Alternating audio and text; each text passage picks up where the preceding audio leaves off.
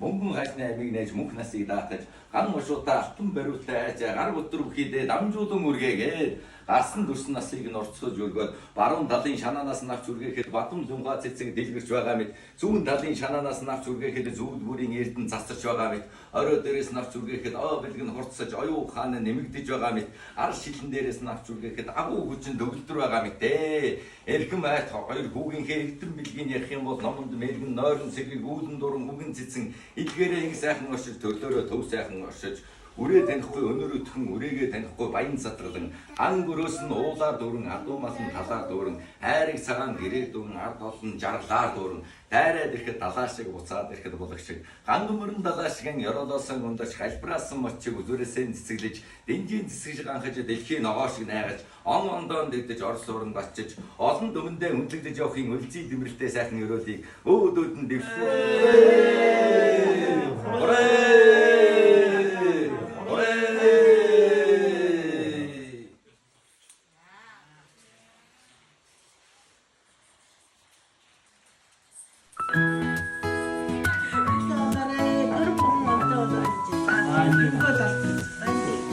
In the forest green and bright, beneath the shining morning light, kids so brave they start to roam, adventure calling far from home. Animals and trees they meet, journey on with happy feet, learning as they go along, singing nature's sweetest song. Brave kids in the forest talk.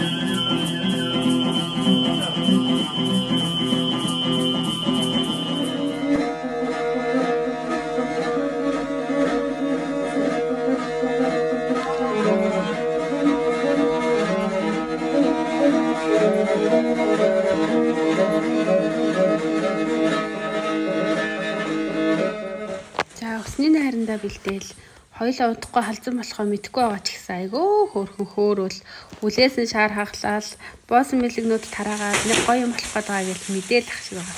Хонгороод бүгд ажил хийсэн болохоор нөө энэ хоёрын үсийг боож хөөрхөн хвшлэг авч үлдээ гэж өрөөсө бодоогүй мэн.